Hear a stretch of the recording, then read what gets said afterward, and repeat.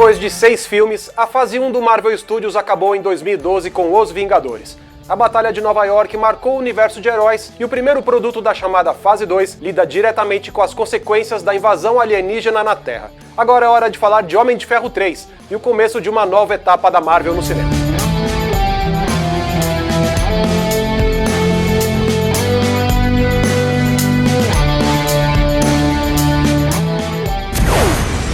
How many in the air? 13, sir. How many can I carry? 4, sir.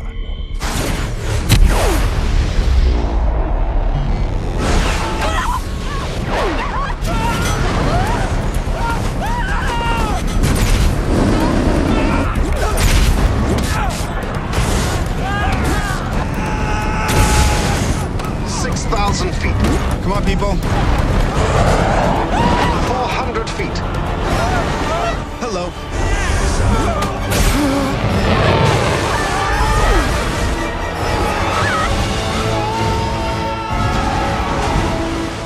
Em Homem de Ferro 3, Tony Stark precisa lidar com o trauma direto da Batalha de Nova York, que acabou marcando também o começo de Agents of S.H.I.E.L.D., a série de TV que estreou também em 2013. Enquanto isso, fora das telas, a Disney, que comprou a Marvel em 2009, começou a distribuir os filmes do estúdio. Antes era a Paramount que lançava os filmes da Marvel. Os Vingadores foi o primeiro, em 2012, e Homem de Ferro 3 é o segundo. A Paramount fez um acordo com a Disney para abrir mão dos direitos dos filmes futuros, e receberia 9% da bilheteria de Vingadores e Homem de Ferro 3. Dessa forma, a partir de Thor 2, todos os filmes seriam da Disney de uma vez por todas. E nisso, sem precisar mover um dedo, a Paramount embolsou 190 milhões de dólares com esses dois filmes. We are leaving the house. That's not even up for discussion. Can we, What?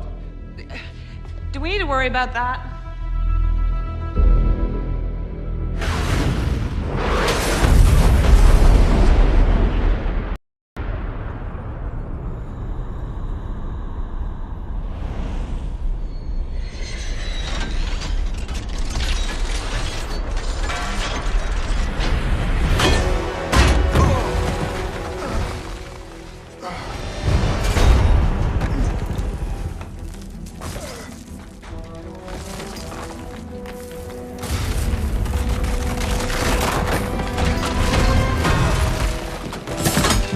I got you.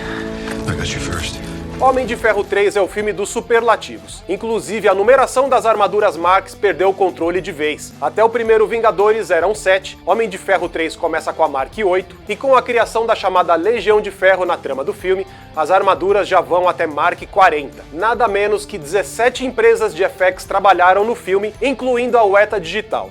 Para você ter uma ideia, um dos recordistas da casa, Vingadores Era de Ultron, que tem cerca de 3.000 planos com algum efeito visual, precisou só de 10 empresas diferentes para dar conta da pós-produção.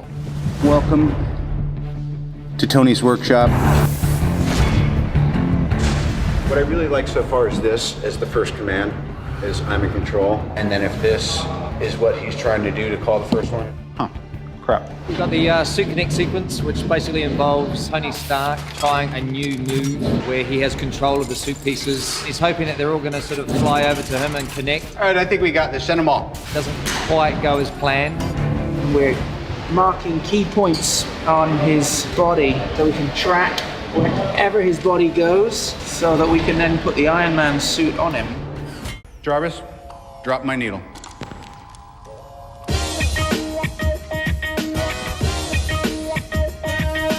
Dashing through the snow in a one-horse open sleigh.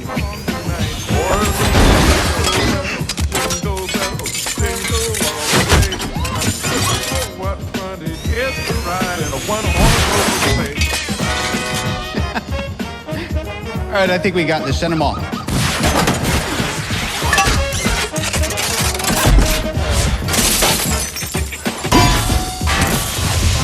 Probably a little fast. Slow it down. Slow it down just a little bit.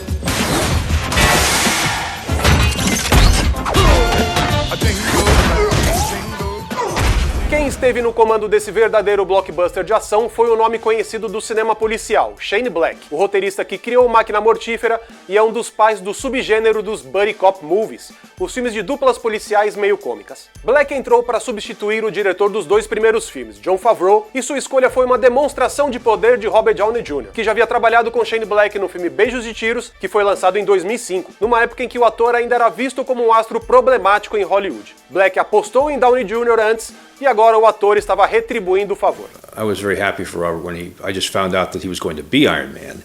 You have certain actors that I think you hire them and you get what you pay for.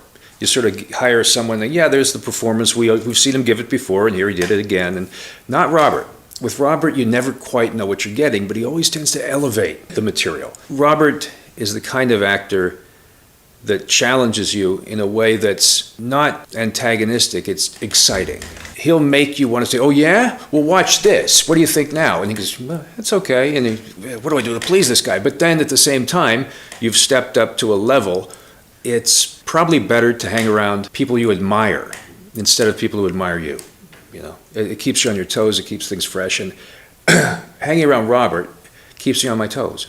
Esse momento foi importantíssimo na história do Marvel Studios também por conta da saída do Jon Favreau, que afinal de contas tinha sido o cara que escolheu o protagonista do primeiro Homem de Ferro e ajudou a definir todo o universo Marvel do cinema. Favreau começou a ficar importante, poderia renegociar seu salário e sua participação nos lucros, e no fim a saída do diretor foi o primeiro movimento da Marvel no sentido de minimizar o peso dos nomes envolvidos nos seus filmes. Os executivos do estúdio poderiam ter mais controle sobre seus produtos e ainda não inflacionar esses salários dos talentos envolvidos. At first it was very odd walking on the set of an Iron Man movie, but Shane made me feel very, very comfortable, as did Robert and Kevin. And I never got a chance to really have fun with the role before because I'm always worried about everybody's feelings on the set because I'm the director. And now I get to really just have fun. And I've always admired Robert as an actor, and that's why I hired the guy, and now I get to play with him, which I never really got to do. And also as far as executive producing as opposed to directing, I feel like a proud grandfather who doesn't have to change the diapers but gets to play with the baby. Tony has got them in his basement. They're wearing party hats. This is an asset that we can put to use. So you're suggesting that I replace the entire janitorial staff with robots? What I'm saying is that the human element of human resources is our biggest point of vulnerability. We should start phasing it out immediately. I am thrilled that you are now the head of security, okay? It is the perfect position for you. Thank you. However, I do appreciate it. since you've taken the post, You don't have to thank we've me. had a rise in staff complaints of 300%. Thank you. It's not a compliment. It is a compliment.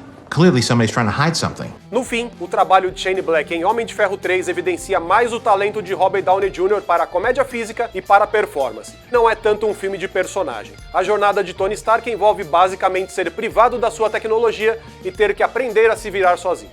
But Iron Man 3 is all about breaking him down. Iron Man 3 is all about taking him out of the world of the Avengers, back into Malibu, back into his own world with his own cast of characters, Gwyneth Paltrow returning as Pepper Potts, Don Cheadle returning as Jim Rhodes, putting him back in that element, and then completely blowing it apart. Putting him back in a position like he hasn't been in since the first act of the first Iron Man film. And in the first act of Iron Man 3, we completely blow his life apart. And you see him, his back against the wall again. What is it when he doesn't have access to his friends? He doesn't have access to his core cast of characters, much less the new friends he's made in Avengers. They're all, none of them are available to him. E Tony se vira sozinho sim, mas ao lado de uma criança geniazinha quando ele cai da pane aérea no Tennessee. A criança está no filme, claro, para lembrar o Homem de Ferro das suas origens. Se você não liga o nome à pessoa, o garoto se chama Ty Simpkins. E ele acabou fazendo depois outros blockbusters. Ele era o sobrinho mais novo de Bryce Dallas Howard em Jurassic World. Oh my god!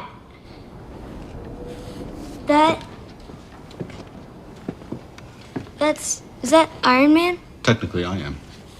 Technically, you're dead. Valid point. What happened to him? Life. I built him. I take care of him. I'll fix him. Like a mechanic. Yeah.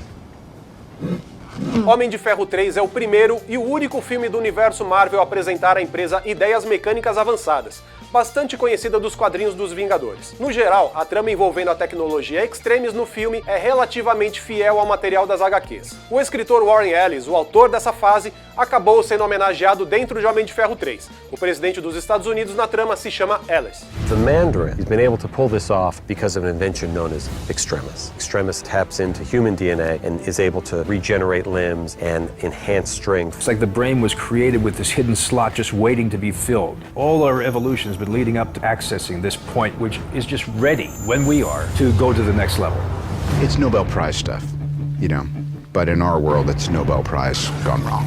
We wanted him to be kind of annoying, you know, and so that you get the sense that Extremis not only solves any of your physical ailments, but it also gives you a bit of charm. It kind of, you know, and in fact there was something referenced in the film that I think is not actually in the finished film, where, you know, people who have Extremis running through their system are just naturally attractive to people around them, you know.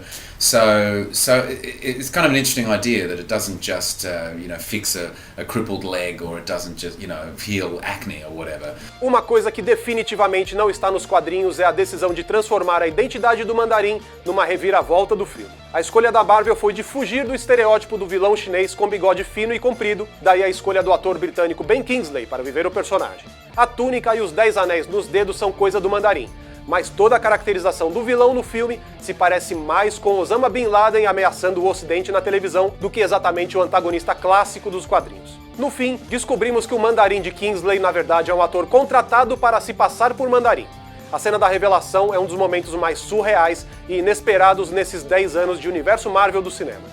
Sir Ben brought the trifecta of an extremely accomplished artist who also came with a lot of very strong ideas which were necessary and had to be implemented, and then third, decided to absolutely cut loose and play in a sandbox like a improvisational 5-year-old.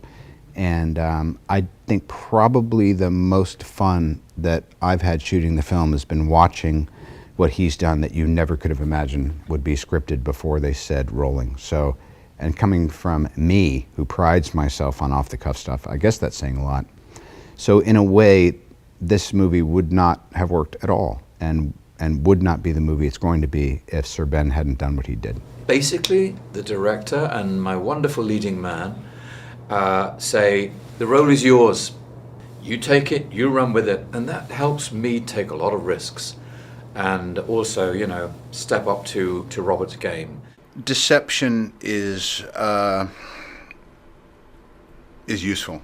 An elusive bad guy who's also kind of wearing a mask is a very cool idea. It was also probably the biggest risk we took in Iron Man 3, and Sir Ben playing the Mandarin probably has just one of the best arcs in the history of these films. Os principais responsáveis por essa decisão corajosa e controversa foram o roteirista Drew Pearce, que antes era conhecido por criar a série de TV No Heroics, e o diretor Shane Black, que escreveu O Homem de Ferro 3 ao lado de Pearce. Some people call me a terrorist. I consider myself a teacher. America. Ready for another lesson. In 1864 in Sand Creek, Colorado, the U.S. military waited till the friendly Cheyenne Braves had all gone hunting, waited to attack and slaughter the families left behind, and claim their land. 39 hours ago, the Ali Al-Salam Air Base in Kuwait was attacked. I did that. A quaint military church filled with wives and children, of course. The soldiers were out on maneuvers. The Braves were away. President Ellis, you continue to resist my attempts to educate you, sir. And now you've missed me again. You know who I am. You don't know where I am. And you'll never see me coming. Mas a história do Mandarim não parou aí. Lembra quando a Marvel lançava nos Blu-rays dos filmes um curta-metragem, com histórias fechadas sobre personagens secundários, que eles chamavam de Marvel One Shot? Já teve sobre o Agente Coulson, já teve sobre a Peggy Carter. All Hail the King foi o quinto e último curta, e mostrava a vida de Trevor Slately na prisão Seagate. My name is Jackson Norris. Today will be the most important of my career. My final interview with the most infamous prisoner in America. A man that the world thought was a terrorist called the Mandarin, but is now alleged to be nothing but an actor. Thus far, the subject has been evasive and apparently oblivious to the point of my work. In fact, he seems oblivious to pretty much everything, except his own growing celebrity. Here he comes, here he comes! Because now, the whole world knows his name. This is my last chance to get beyond his lies and excuses, to confront the subject with elements of his own past in order to unlock the truth. Because we need to know, once and for all, who is Trevor Slattery? O curta faz referência à organização dos 10 Anéis do Mandarim e sugere que a verdadeira identidade do vilão nunca foi mostrada nas telas. A Marvel criou o curta, que tem roteiro e direção do Drew Pearce, para acalmar os fãs que não ficaram satisfeitos com a caracterização do Mandarim do Guy Pearce. What are you gonna do? You gonna act? All right, go. Don't blow it.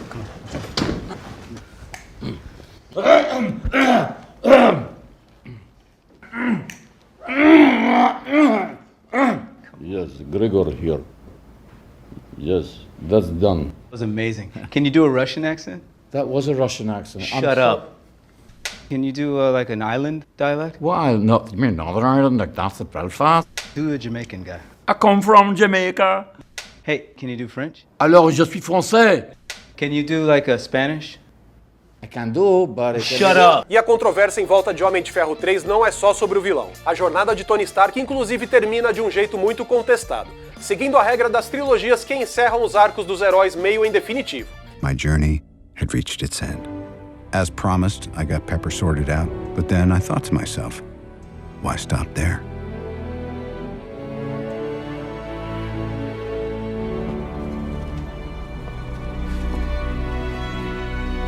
My armor? It was never a distraction or a hobby. It was a cocoon.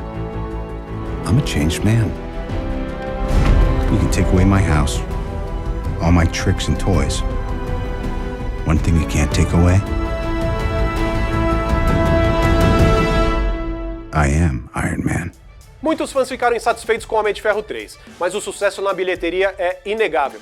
A Disney fez 1,2 bilhão de dólares com o filme no mundo inteiro. Se a gente considerar a competição dos próprios filmes do Marvel Studios e tirar dessa conta os filmes dos Vingadores, Homem de Ferro 3 é o longa solo de super-herói que mais arrecadou até hoje para a empresa, seguido de Capitão América Guerra Civil, que fez 1,1 bilhão mundialmente e na prática é um filme dos Vingadores.